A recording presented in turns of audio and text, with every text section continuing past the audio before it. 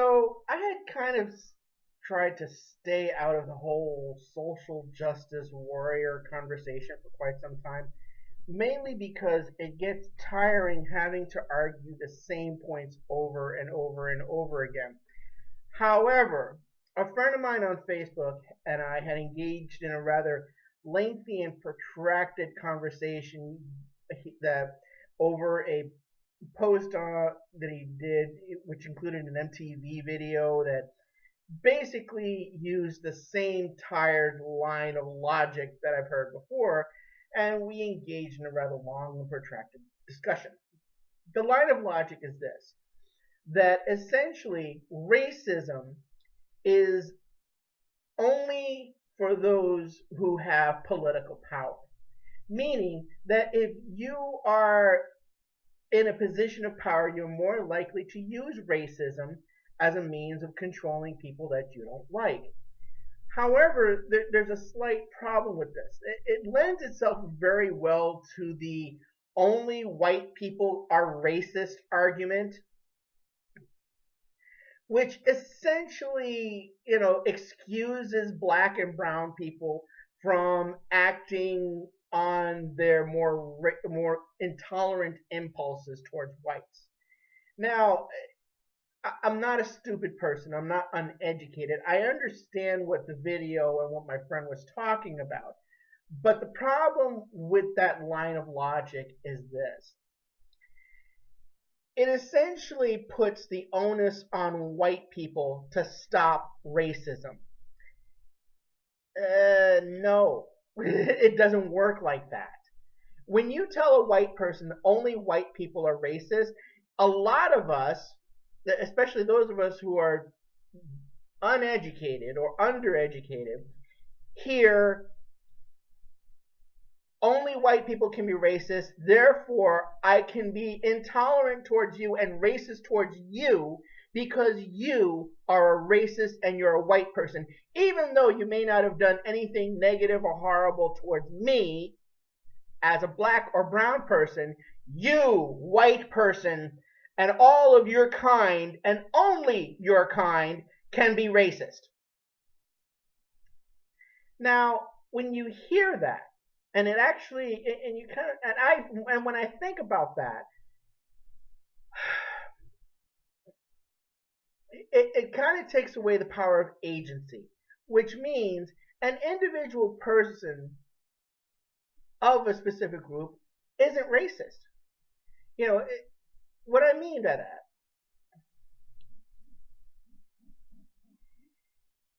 the line of logic that a lot of social justice warriors use in terms of alienating white people from the conversation basically states that it reinforces the narrative of victimhood.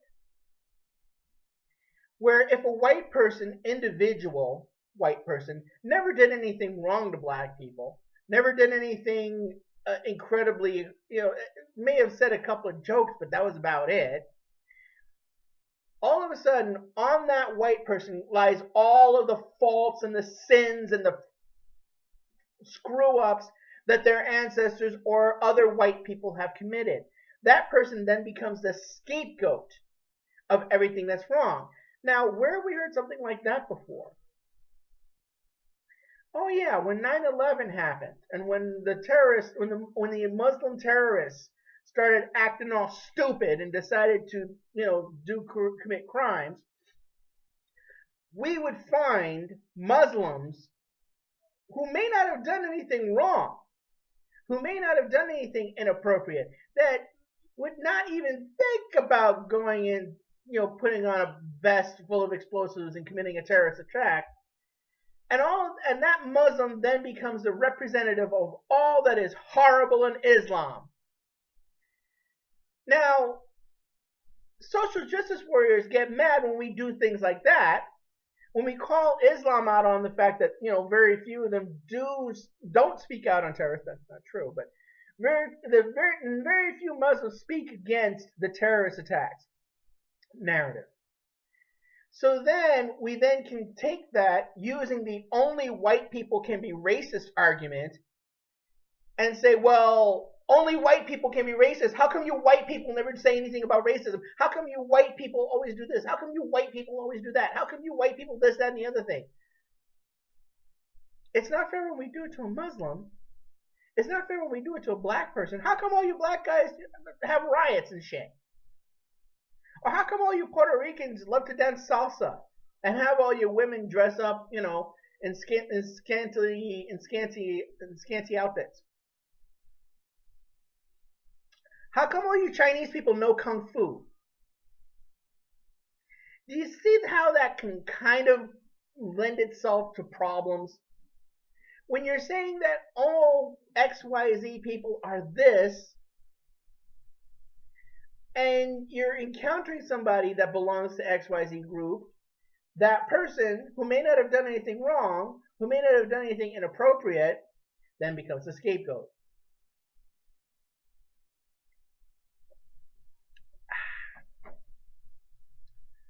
So that's why I have such a problem with the narrative of racism being a political construct that only benefits white people and therefore black and brown people cannot be racist argument. Now, how do I propose in actually getting to the source of the problem and dealing with it? It's not necessarily to scapegoat everybody in a particular group, but to call the action out for what it is. Racism is using skin color and other features as an excuse to treat people badly. That's how I define racism. Sexism, using what's between a person's legs as an excuse to treat people badly, which can lend itself to transphobia, which can lend itself to misandry, which can lend itself to misogyny. Basically, just using what's between your legs, as an excuse to treat people badly. Classism, using wealth and social status as an excuse to treat people badly.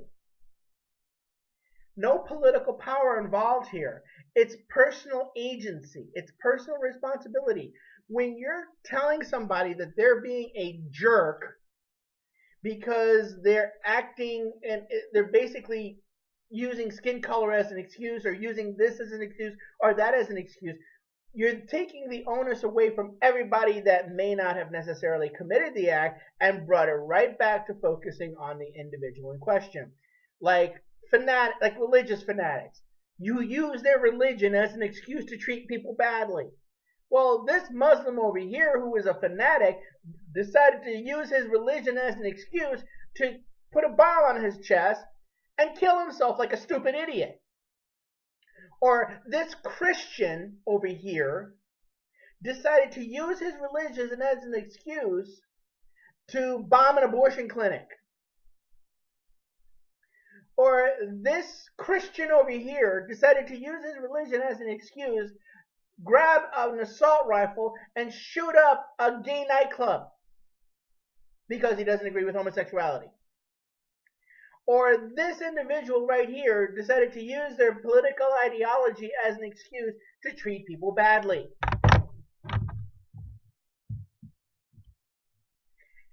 And it's basically to stop focusing on whether or not all white people are this, or all men are this, or all heterosexual people are this, or all cisgender people are this, or all gays are this, or all trans are this. You focus on the actions of the individual. Now, mind you, this is a very difficult thing because I tend to fall into the former trap. Especially when it comes to me dealing with Trump supporters and conservatives. I have the strong temptation to kind of lump them in on one bunch. But the problem is, it's their behavior. When you start focusing on the behavior instead of the stereotype or the trope, then you make it easier to have a conversation with people.